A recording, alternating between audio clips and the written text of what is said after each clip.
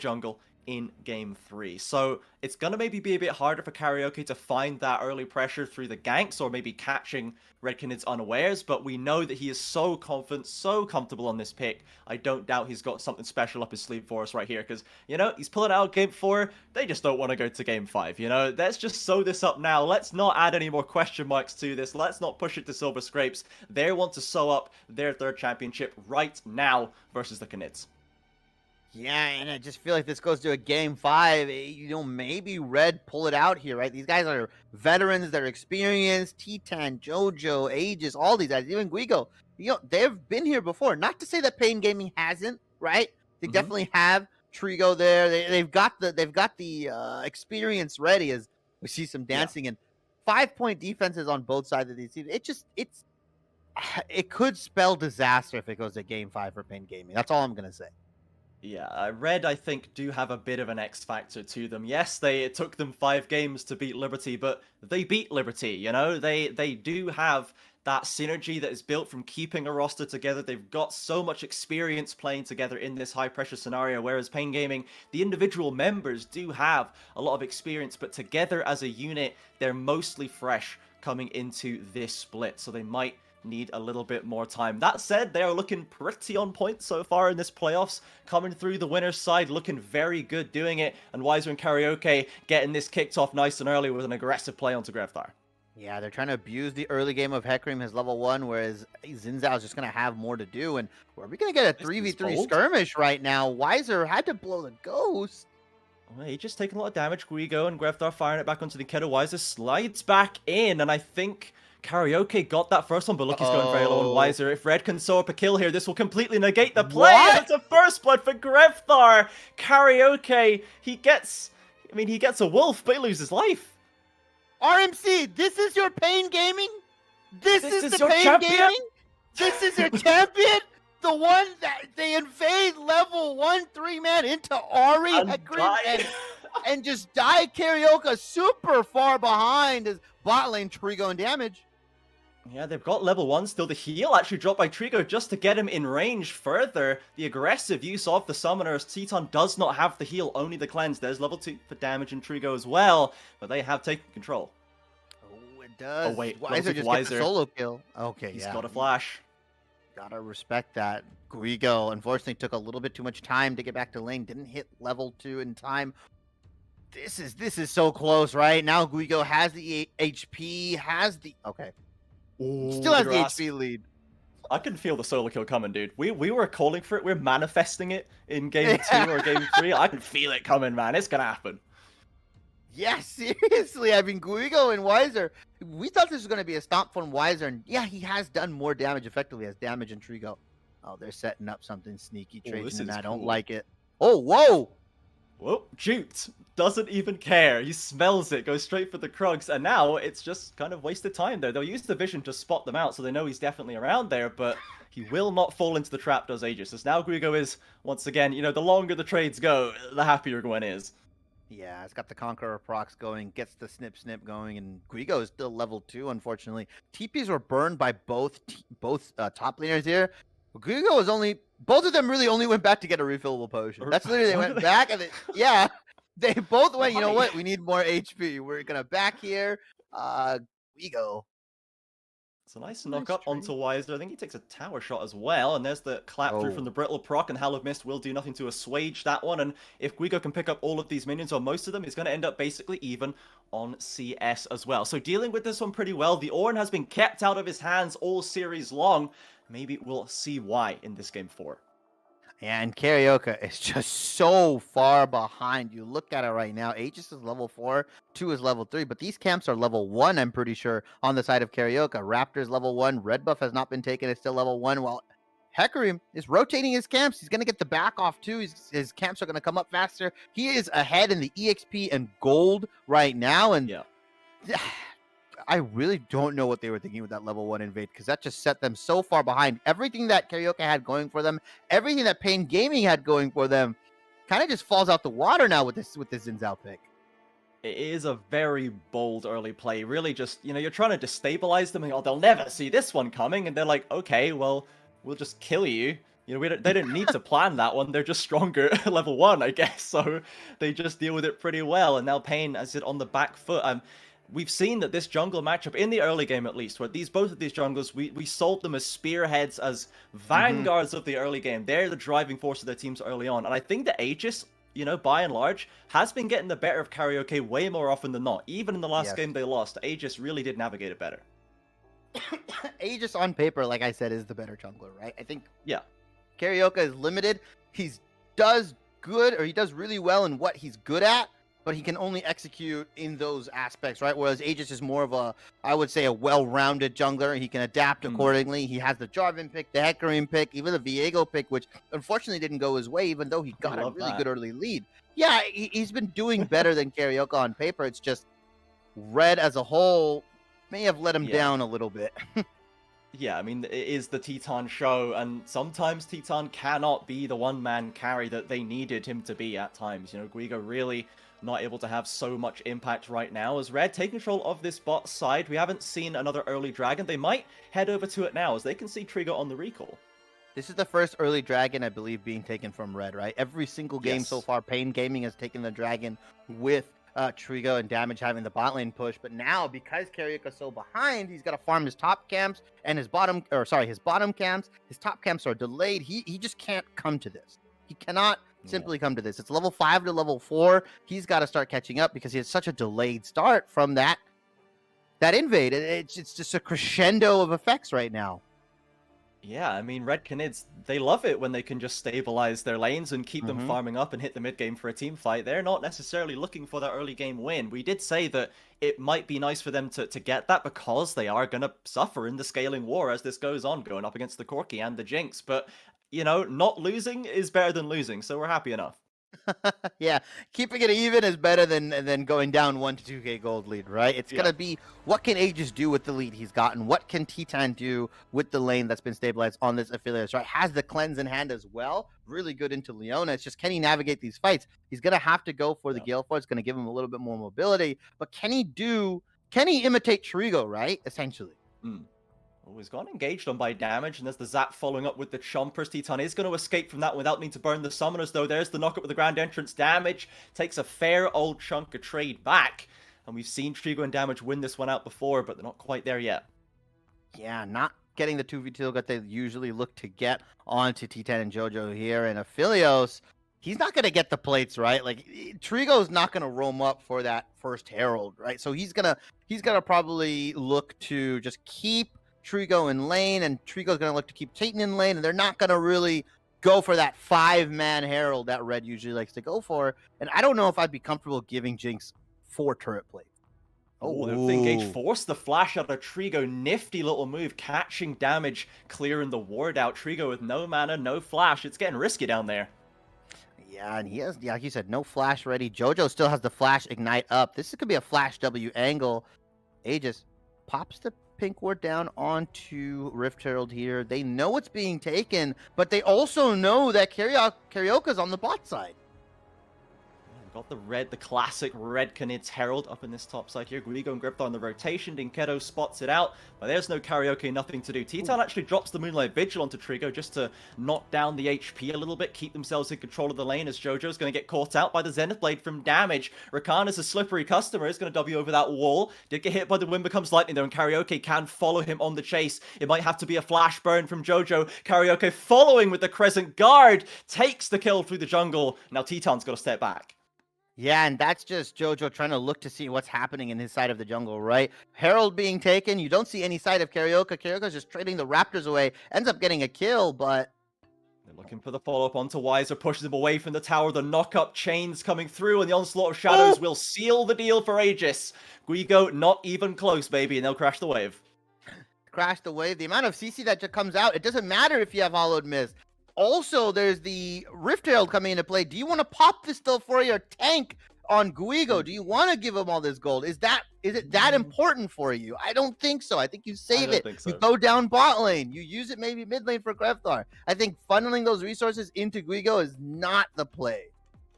No, it's just not necessary, right? He's clearly Doing fine. You know, he's able to be stable in lane and set up for plays where Weiser can get caught out. He's up in CS, he's got the plate gold, he's literally Ornn. I think he's probably going to be fine for the rest of this laning phase now, just with that injection. So Aegis can tick off top lane. That's done, that's all good. Now, let's look elsewhere. Bot lane, Trigo still with no flash. Could be an angle for him.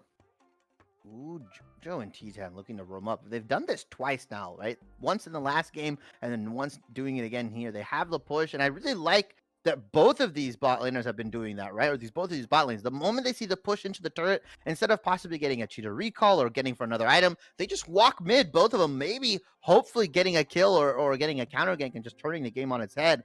Really nice from both teams. Exactly, it really is. We have had a bit more of a calm bot lane. No ganks to be seen, no 2v2 kills. They are just going to be scaling up fairly evenly, as we see the recall coming through right there. So if we wondered where Aegis is going to send his attention now, if he is going to go for Trigo, maybe he tries to burn someone with some Tego. What's Karaoke up to right here? He's got a bit of a CS lead. He got a kill for himself. What's his plan for now? He really is just looking to, I think, if he's going to transition his mid game, I think the ganking period is kind of over. We're hitting that 11 to 12 minute mark. Turret plate's going to go down at 14. He's just looking to keep Trigo safe, right, with the crushing guard, right? He's Quick cleanse out from Titan, but we'll take that for free for damage. Yeah, Solar Flare for cleanse is a fine trade for damage here, and Dragon is up in 10 seconds. That's a key ultimate down, though. Don't know if Pain Gaming could really take this fight.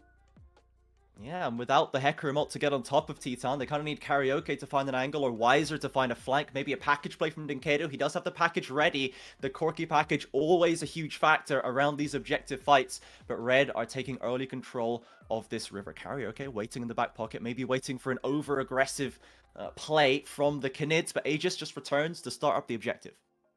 Yeah, this package has to be used soon. Let's see if they use it in the river, like you said. Greftar doing a beautiful job zoning around this vision. There is lights out. It is dark for Pain Gaming here. Just going to use it to clear the wave here, unfortunately. And that's a second dragon being picked up.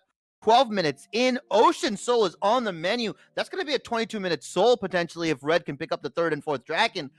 They're on a timer, Pain Gaming. They're on a timer for sure. And they picked late game scaling composition. Red is accelerating it, putting their pedal to the metal and saying, you know what? You're going to have to answer us at 22 minutes, whether you like it or not. And it is another impactful soul for us here today. Game 3, where they were slower to the Dragons, it wasn't really as much of a factor, but Pain didn't really need it going forward. But Red Canids now, they are stacking up, preparing themselves for the Ocean Soul. Karaoke might find an angle. Remember, Titan, no cleanse. Has to drop the flash. Flashes away from Solar Flare, but is still slowed. Does have Gravitum to slow the aggression if needed. Karaoke couldn't find the W, and it won't play out. Yeah, Solar Flare for cleanse, and now Solar Flare for flash. Teton has nothing now, and unfortunately, that Reft Herald gets used once again because it's just out of time, right? He probably saw those 10, maybe 15 seconds left. It's going to get put into that top lane, but now, is Pain Gaming even going to answer it, or are they just going to let it charge into the turret and give gold over to Guigo and Aegis? I don't see anybody roaming top right now. It looks like they're just going to take the turret for free. Greftar. Yeah, he's like, yo, give me some of that gold, man. Oh, yeah, is Guigo going to go out? He's going to step away. The little trade-off, the handoff there into Greftar's pocket. Love to see it. And that's very nice. That's first turret gold. The plates love this from the Canids.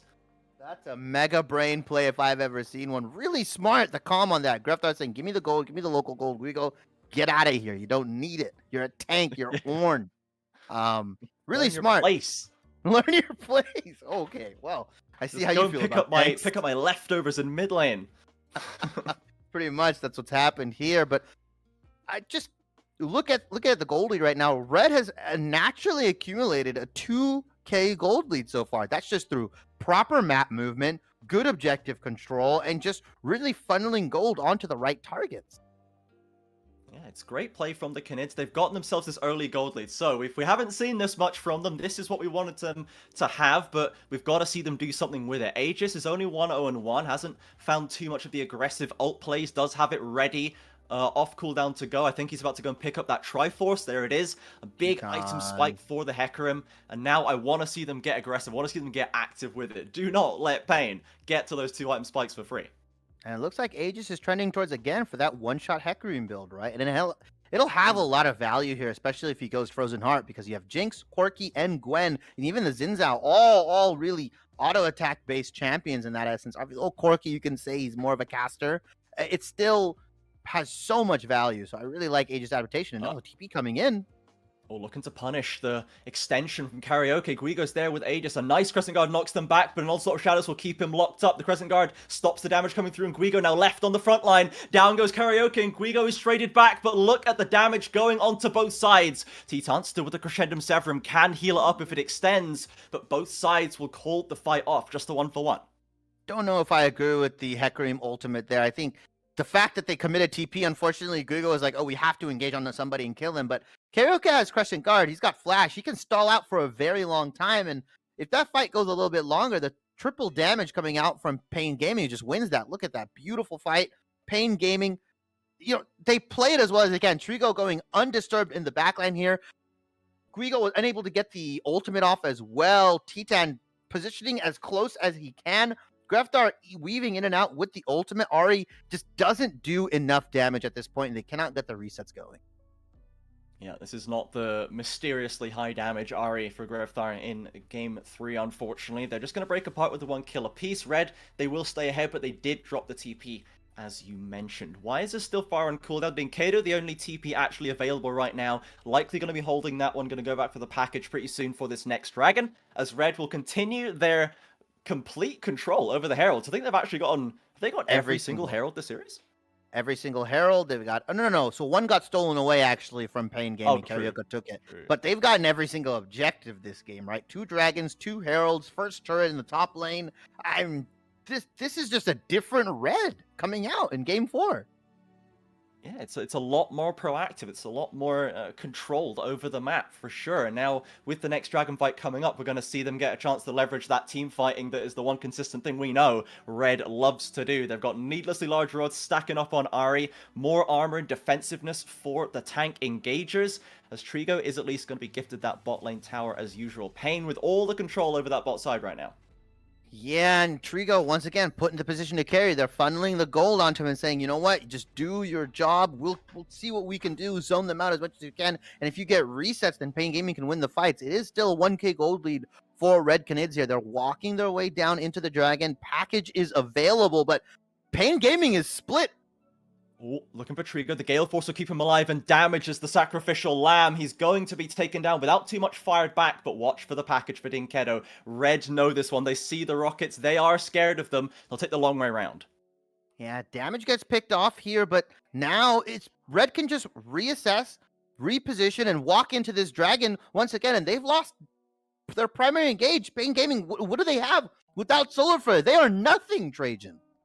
They can maybe just wait out the package. They'll have so much less threat to deal with without the Leona as well. The damage is now alive, coming off the base, and the Herald gets dropped mid lane. The timer is running out for Red. If they want to do something here, Dinkedo drops the package now, and as soon as he drops it, instantly the Canids start the dragon. Pain just do not have the position on this one. They're going to give up the objective, but maybe they'll find a fight or a couple of kills on the backside of it. In goes Karaoke, gets double knocked up, but he has the Crescent Guard still. Guigo left on his own. There's the dragon for the Canids, but this is a very split fight. They found Trigo! Titan finds his opposite number and smacks him down just like last year. Out comes the Infernum ultimate for big damage across the line, and Greftar looking for more onto damage, comes off the fountain and gets kicked right back onto it. My God, a beautifully played fight from Red Canids here. The fact that they committed to the dragon, Greftar draws pressure from 2, escapes the CC, and is able to bob and weave in these fights. Titan went untouched. He got so much damage down, and Guigo hits the Ornn ultimate onto Trigo and just locks him up. He is dead. Dinkedo did all he could. He was hitting massive rockets and massive big ones, but it just wasn't enough. Weiser tried doing his best. Look at the replay here. They commit onto Greftar, Karaoke, and Trigo. Now, Karaoke, no dash, nothing there. Crescent Guard gets taken out. Gwen's trying to go in, but that massive Ornn ultimate hits 2, and the resets start to pile on. Greftar dashing in and out. Aegis lives, Jojo lives, and now Titan can just walk them down with Greftar, and they're going to pick up these kills. It's a 1 for 3. No, I believe it was a 0 for 3, actually. Nobody on the side of Red fell. Yeah, I think that I love seeing that, you know, Titan is in the pit. He's being nice and playing safe with his carries, but then out the corner of his eye, Ooh. he sees Trigo's been knocked up, and all of a sudden he's Flash Gale forcing in to secure that kill. Knows what he has to do, and Trigo was not allowed to escape. So now we are at Ocean Soul Point for the Red Canids. They've extended that gold lead back up to almost 2,000. Still very easily surmountable for Pain Gaming, but Red, they maintain control of this game as they pretty much had from minute one. Oh yeah, the gold lead doesn't really reflect how far ahead Red really is. Oh my god, Looking for Trigo. Trigo again. Bold, but they'll get the flash. That's worth. Flash for Ornn Ultimate is the same thing as Cleanse for Solar Flare, right? You, Yeah. you burn those and you say, you know what? Immobile carry. All right, Hexrim, you know your job. We'll see Onslaught you of next Shadows fight, onto him. Trigo. Yeah, and Trico's not going to have flash up for this dragon that's going to come up, right? Amidst Yeah. all that, everything that's passed, Dragon's going to be up in another 2.5 minutes. That flash is going to be down. They have that mental note. Orange Ultimate's going to be up. Ghost is going to be up for ages. Onslaught of Shadows is going to be up. There's just so much Ooh. dive coming out on the potential as Wiser. Is he going to be able to hop over the wall or is he going to 1v2 this? Ooh. He has got so much snipping to go through, but there's the CC chain on the knockups as well, and not even Gwen can snip away out of that situation. There's the Triforce coming in big for Aegis. They have the damage. Yeah, rock beats paper in that sense, and Guigo is a boulder right now in this on this tank right now. And even with all of that burned, ultimates are going to be back up. Look, Ornn Ultimate is almost back up if you look at it. That's how crazy the cooldown is on champion. Yeah, very, very an amazing champion. Really, really balanced. It's just Red is just playing this. They are surgically dismantling Pain Gaming, right? Like I said, the gold lead does not reflect how well Red have played this game. Yes, I think that Pain Gaming have fought admirably, and Dinkedo and Trigo and Karaoke, they're trying to do all they can, but yeah, Red are just inexorably pulling further and further ahead, and they do have the Ornn items to stop them kind of falling off as quickly. We said that Pain Gaming probably do win out the scaling war in the end, but Red Canids are going to last a lot longer than normally they would. I mean, Grevthar's already got a Rabadons. This man is not skimping on the damage. Anyone who gets caught out is going to feel it. No, these charms into Qs are going to hurt, especially into virtually no MR, right? All you see is a Negatron cloak on the side of Karaoke, and then you've got Merc Treads lined across the board. But if he hits Corki, if he hits Jinx, they're virtually one shot, if not close to dying. Yeah, it's going to be rough. I would say so. Yeah, so now we've got 1 minute on the Dragon, and we still see a lot of they're just farming it out, right? No one's even really looking for those plays. I think Red knows. They're just like, you know, we'll see you in a minute. We're coming up to that Dragon. We see Trigo no flash. Well, you know what's coming. That crucial no flash on Trigo is going to be interesting. It's going to be see how they use Hollow Mist and they use Crescent Guard. Because if they can use that effectively to negate a lot of the damage that's going to come out onto Trigo, then Trigo can back up, reset, possibly use the heal to reposition, and look to maybe clean up this fight. But there's just so much dive and chase potential on the side of Red, especially with that Rakan, right? We were hoping to see it in games 1 through 3, but it has really shined, right? In terms of chase potential, re-engage. It does pretty much everything.